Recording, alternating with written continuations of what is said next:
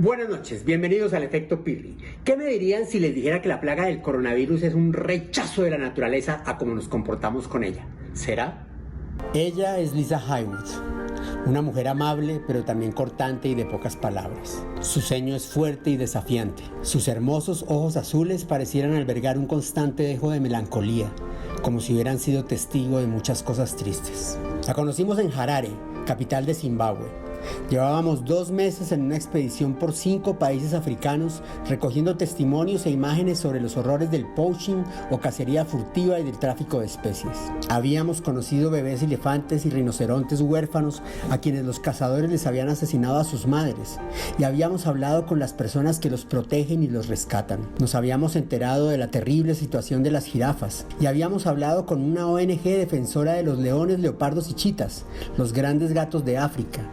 Esos que no están desapareciendo por la cacería, sino por la invasión de sus territorios y la confrontación con el ser humano. Pero entre más investigábamos y con más defensores de la naturaleza hablábamos, entre más nos sumergíamos en el tema del tráfico de animales, más oíamos hablar de esta criatura, el pangolín. Un pequeño y extraño animalito del que poco y nada sabíamos nosotros y que se encuentra en un peligro mucho más grave que los grandes gatos, los elefantes, los rinocerontes y las jirafas juntas. Pero entre más información encontrábamos sobre todas esas grandes especies, más notoria era la falta de datos sobre el pangolín. Lisa, que comenzó trabajando y rescatando esas especies que todos conocemos y a muchos nos duelen, como los elefantes, descubrió un día el drama de los pangolines y ya no pudo hacer otra cosa en su vida. Su corazón no se lo permitía. Se enamoró de una causa difícil, mucho más complicada de lo que la mayoría se imagina. Y es que según las últimas cifras, el tráfico del pangolín representa el 20% del total mundial del tráfico de especies silvestres. Una salvajada. De cómo llegó la humanidad a esas cifras sin que mucha gente alrededor del mundo supiera siquiera algo sobre el pangolín, tiene para Lisa un significado muy fuerte. One, it means we as a human species have failed the species. We've allowed it to get to these low figures. But what's more concerning about the pangolin than any other species is because of its nature. It's a very quiet, silent, nocturnal animal. The government is, one, not even aware of the plight of the pangolin, and two, even the demand countries, which are predominantly in China and Vietnam, the government's not really taking, I think, a strong enough stance against the trafficking of the species. Fue así que en 1994 Lisa creó Tiki Wild Trust, un fondo dedicado a su padre que amaba la naturaleza y que empezó recogiendo donaciones y trabajo para rescatar varios tipos de especies y que ahora se dedica exclusivamente al pangolín. Pero como sabemos que muchos de ustedes apenas habrán oído hablar de este animal y la mayoría lo desconoce, déjennos presentárselo. El pangolín es un animal tan extraño como interesante. Aunque es un mamífero, mucha gente lo confunde con un reptil o un lagarto. Y es que este animal es el único de la familia de los mamíferos que tiene escamas en vez de piel o pelo. Óigase bien, escamas. Carece de dientes y sin embargo se le considera como un carnívoro. They are very secretive mammals. They are pretty nocturnal, although sometimes you'll see them in the daytime, but mostly they're nocturnal. And that's because their food source eats at night. Ants and pangolin, ants and termites you normally find moving around at nighttime. Existen 8 especies de pangolines, 4 en África y 4 en Asia. Las escamas que lo cubren se convierten en una impenetrable armadura que lo protege de los depredadores. La palabra pangolín viene de la palabra malaya pangalín, que significa rollo.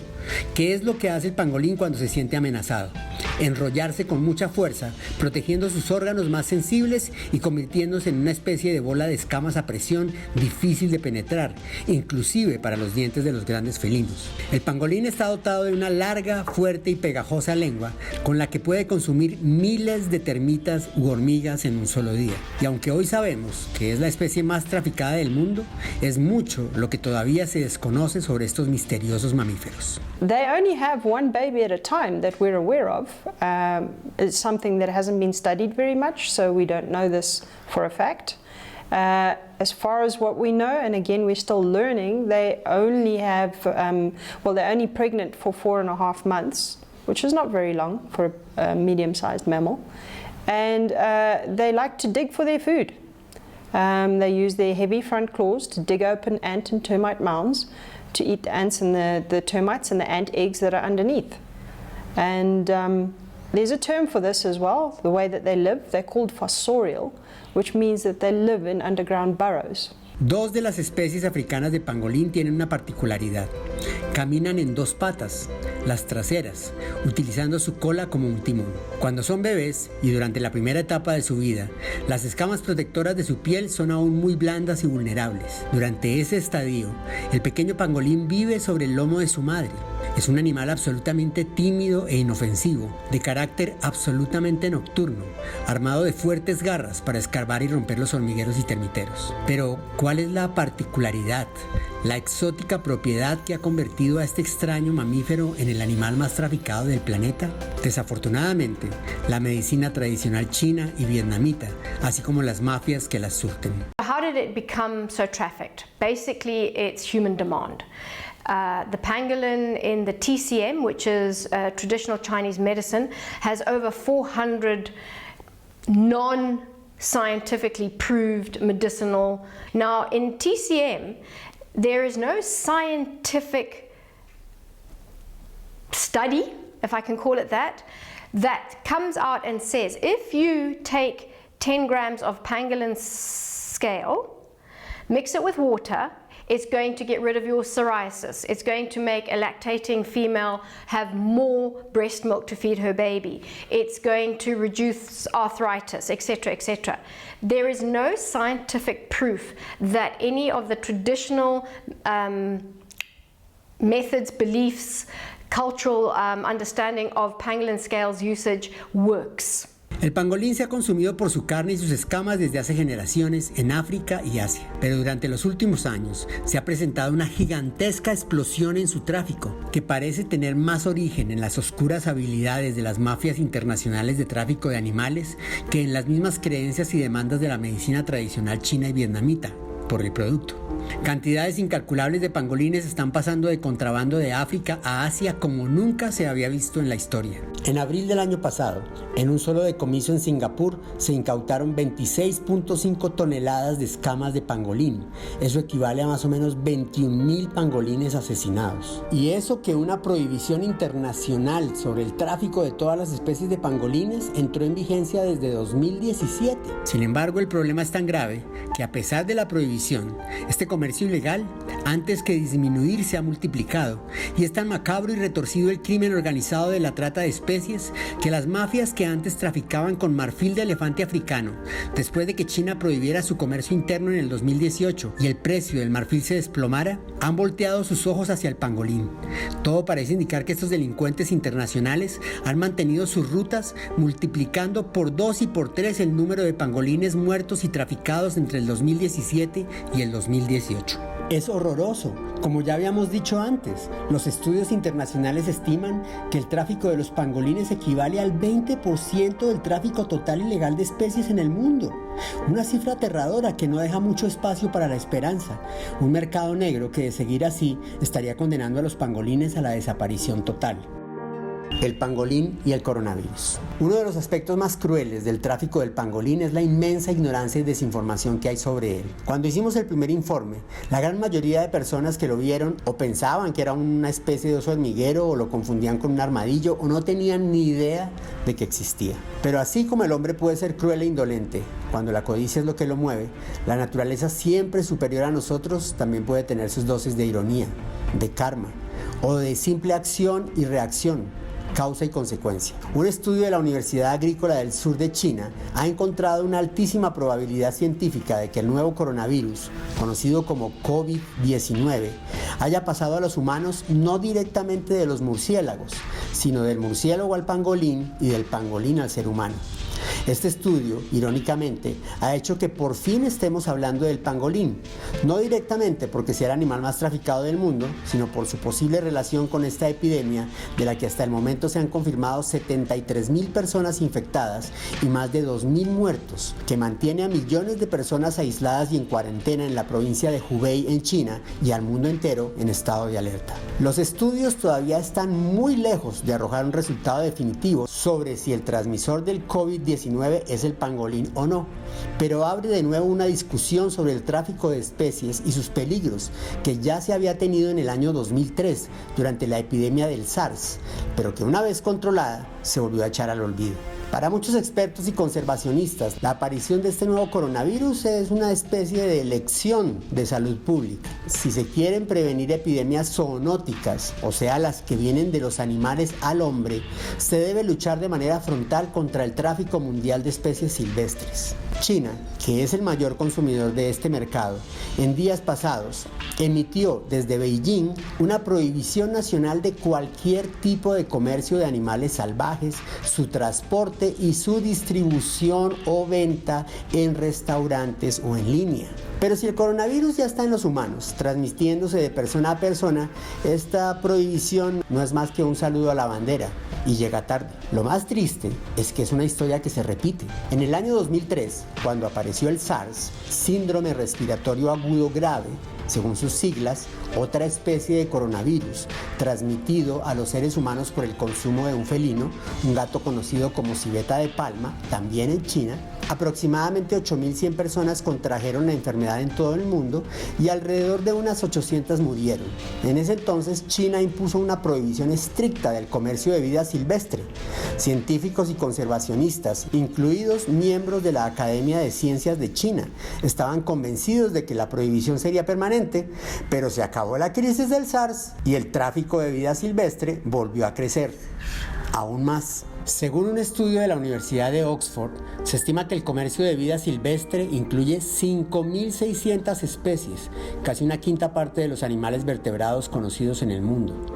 Este tráfico legal o ilegal implica un gran riesgo de zoonosis o contagio de enfermedades de animales a humanos, cuando estos animales son transportados y vendidos vivos, y especialmente cuando se consumen. En China hay 54 especies silvestres aprobadas para la cría y venta comercial. En el mercado de Wuhan, donde se originó el nuevo coronavirus, se ofrecían sangre, intestinos y otras partes del cuerpo de más de 70 especies, incluidos pavos reales, ratas, zorros, cocodrilos, cachorros de lobo, tortugas, serpientes y cerdos salvajes. Este volumen de tráfico de especies y su consumo hacia China y a otros países asiáticos especialmente vulnerables a estas epidemias zoonóticas. Pero hay que recordar que el tráfico de especies silvestres es un problema mundial y que en Colombia se trafican y se consumen especies silvestres como las tortugas cicoteas y sus huevos, las babillas, las águilas cuaresmeras y otras que se utilizan para remedios caseros y hasta brujería. Esto sin contar el tráfico de especies como mascotas y la gran cantidad de personas que conviven con diferentes especies silvestres de monos, serpientes, aves exóticas, etcétera, etcétera. El tráfico de especies encierra una terrible calamidad, en primer lugar para las pobres criaturas víctimas de este delito, cruelmente cazadas, negociadas, consumidas o mantenidas en cautiverio y obviamente puestas en peligro como especie, pero también implica un riesgo sanitario por el posible contacto del humano con microorganismos que puedan pasar a él, de forma zoonótica, como lo habíamos dicho, por la mutación o transformación de estos virus que afectan a los animales, pero que pueden pasar al hombre. Hay algo que habla muy mal de nuestras políticas y preocupación sobre las especies en peligro, y es que si hoy hay una prohibición del comercio del pangolín y otras especies en China y Vietnam, no es definitiva sino temporal. Y no se da para proteger a las especies, sino por temor a este brote de coronavirus. Mientras tanto, las mafias organizadas de tráfico siempre encuentran la manera de enriquecerse con este comercio cruel e inhumano. Su codicia puede llegar a extremos tan aberrantes como este. Como en estos momentos el mercado del pangolín está tan restringido, tal vez más restringido que nunca, los traficantes están aprovechando para ofrecer en páginas de internet remedios para el coronavirus a base de cuerno de rinoceronte, la otra especie que asesinan y trafican y que tienen al borde de la extinción. Un animal a punto de desaparecer por ese mercado negro donde su cuerno alcanza valores exorbitantes. Si uno piensa que un gramo puro de cuerno de rinoceronte puede costar $1,000 o que el cargamento de escamas de pangolín decomisado en Singapur en abril tenía un costo en el mercado de $39 millones, pues sucede con el tráfico de especies lo mismo que con las drogas. Mientras exista esa oferta y existan esas mafias, existiría este flagelo. Y aquí regresa la ironía a esta historia. Y es que tanto la escama de pangolín como el polvo de cuerno de rinoceronte, según la ciencia, tan solo tiene poderes curativos en la imaginación del hombre. Es algo que Lisa sabe muy bien y que tal vez explica esa triste expresión en su cara. Lisa dice además que todo lo que buscamos en los pangolines o en los rinocerontes o en muchas especies puede estar mejor en las plantas. For every use of animal matter in the TCM market, there is a botanical replacement, i.e., instead of taking pangolin scale, take something that comes from the botanical region, i.e., bark, plants, whatever it is. There is a botanical substitute. And I think that it's important to put that out there because I don't want to be seen as somebody who's not sensitive to other people's beliefs or cultural reverence, etc., etc. Así es, estamos llevando a especies como el pangolín y el rinoceronte a la extinción basados en la ignorancia y la superchería, pero sobre todo en la codicia y en la arrogancia. Y mientras un puñado de personas como ella, a pesar de las caídas, los sacrificios y la tristeza, no da el brazo a torcer en su trabajo, aunque por unos cuantos pangolines que ella logre salvar al año, los cazadores o poachers y los traficantes aniquilen a cientos o miles, no se puede perder la esperanza y hay que tener fe en que los hombres que toman las decisiones, los poderosos, se comprometan con las especies y con el planeta, no solo ante una emergencia como la del coronavirus, sino por el simple equilibrio mínimo en el que la Tierra debe vivir. Por eso Lisa le ha apuntado a instancias altas, ha logrado comprometer al presidente de Zimbabue y por eso, deseando que el pueblo chino pueda lograr salir pronto de esta emergencia que tantas muertes ya ha causado y esperando que no se convierta en una pandemia mundial, muchos científicos y conservacionistas, incluyendo científicos y conservacionistas de la misma China, esperan que la prohibición sobre el tráfico de especies se mantenga aún más allá de que se encuentre la solución a la epidemia del coronavirus, porque como dice Lisa, no podemos seguir pensando en el mundo que le vamos a dejar a la próxima generación, sino que tenemos que actuar ya sobre el mundo que tenemos ya, si no, simplemente no habrá una próxima generación. I think we must stop saying, let's worry about the next generation. We now need to start worrying about our generation. You and me today, now. We might not have the next generation to worry about because there may be no more trees. There may be no more safe, environmentally protected spaces. We talk about global warming, and I don't think every one of us truly understands what that means. All these species, we cohabitate this earth together. Animals, plants, nature, they don't need us. In fact, they would be a lot better off without us.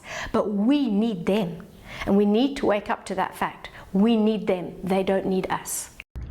El coronavirus es una epidemia que podría convertirse en la siguiente pandemia de la humanidad. Pero ustedes saben qué es una pandemia y cuántos millones de personas han matado los virus y las bacterias en la historia de la humanidad.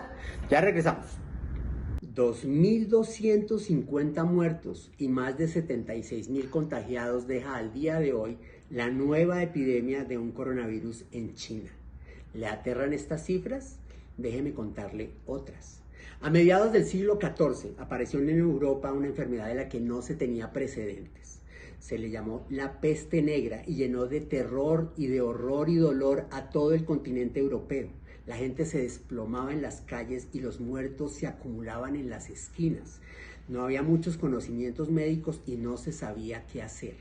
Entre 1347 y 1353, esta peste negra mató a 50 millones de personas, casi que las 2/3 partes de la población de Europa, que pasó de 80 millones a 30 millones nomás. Imagínese el terror que habrán sentido esas personas en esa época en medio de tanta ignorancia. Hoy sabemos que la peste negra no es otra que la peste bubónica transmitida por una bacteria conocida como Yersinia pestis. ¿Qué tendría que ver la peste negra transmitida por una bacteria con el virus del coronavirus en China transmitido por un virus? Pues sería el vector, o sea, el transmisor. Porque según los científicos, la peste negra habría pasado de las ratas al hombre a través de las pulgas. O sea, es una enfermedad zoonótica. ¿Qué es una enfermedad zoonótica? La que es transmitida de los animales a los humanos. Saltemos en la historia a 1918, hace apenas 100 años. Acababa de terminar la Primera Guerra Mundial que dejó más de 20 millones de muertos. El mundo estaba horrorizado. Aparece entonces en los Estados Unidos una epidemia de una gripa conocida como la influenza española, que en 18 meses, solo en 18 meses, un año y medio, infectó al 30% de la población mundial. Esa, la primera pandemia mundial conocida, se estima que habría dejado hasta 100 millones de muertos a nivel global. 100 millones de muertos. Y estamos hablando de 1918. Solo éramos 1.800 millones de habitantes en la Tierra. No teníamos cientos de vuelos internacionales diarios alrededor del planeta. Hoy somos 7.800 millones de habitantes. Imagínense lo que podría pasar si apareciera una cepa de gripa, que en este caso se trató de una H1N1, probablemente de transmisión aviar en estos tiempos. Lo que resulta bastante irónico es que muchos de nosotros hemos oído hablar de la Primera y la Segunda Guerra Mundial, pero muy pocos hemos oído hablar sobre la pandemia de la influenza española, que dejó más muertos que las dos guerras juntas. Hasta aquí solo habíamos tenido epidemias después de la pandemia de 1918. La diferencia entre una epidemia y una pandemia es que la epidemia es localizada y la pandemia es global, o sea, involucra todo el planeta. Este SARS, este coronavirus que pasó a los seres humanos a través de los murciélagos, se propagó rápidamente por el mundo. Dejó más de 8.000 infectados y 800 muertos, pero al cabo de 7 meses se detuvo. Se le consideró la primer pandemia de este siglo XXI porque llegó a 32 países. Algo que hay que entender de los virus, como el coronavirus, es que tienen la capacidad de mutar, de cambiar su forma. Por eso es casi imposible para el ser humano desarrollar defensas contra ellos. El coronavirus aparecía por primera vez este siglo en el año 2002, pero reaparecería en el 2012 como una nueva mutación del coronavirus original al que se le llamó MERS. El MERS dejó más de 2.400 infectados y casi 900 muertos en 27 países. Ya vamos por 2.220 muertos, casi el triple de víctimas que dejó el SARS. Las autoridades todavía no se atreven a hablar de pandemia porque el contagio todavía no ha sido mundial. No sabemos a dónde vaya a llegar. Se sabe que el virus habría saltado al hombre desde los murciélagos, pero un estudio de una universidad en China dice que habría un huésped intermedio, que sería este animalito, el pangolín, lo cual genera toda una ironía, ya que el pangolín es un animal al borde de la extinción, el animalito más traficado del mundo, precisamente para satisfacer la demanda de productos para la medicina tradicional china, ya que se cree que las escamas de este animalito, el pangolín, tienen poderes curativos. Y aunque este estudio todavía está lejos de ser confirmado en su totalidad y todavía no se puede asegurar 100% que el pangolín haya sido el vector transmisor al hombre, para muchos conservacionistas esta ironía es una lección que nos da la naturaleza. Para el día de hoy, el gobierno chino ha vuelto a prohibir el tráfico de especies exóticas, pero nuevamente la medida es solo temporal. ¿Se logrará controlar esta crisis del coronavirus? ¿Se convertirá en una pandemia? ¿Se podrá controlar la crisis del coronavirus? ¿Se extenderá por el mundo al nivel de una pandemia? Todavía no lo sabemos, pero científicos y conservacionistas, inclusive de la comunidad científica china, coinciden en que si no se detiene el tráfico de especies exóticas, la probabilidad de contagio de enfermedades zoonóticas al humano será cada vez mayor. Hoy le está sucediendo a los chinos, Pero si vemos el nivel de tráfico de animales exóticos que existe en Colombia, donde consumimos las tortugas icoteas, sus huevos, las iguanas, sus huevos y muchas otras especies, pues el salto de un virus de los animales al hombre es algo que podría pasar en cualquier lugar del mundo.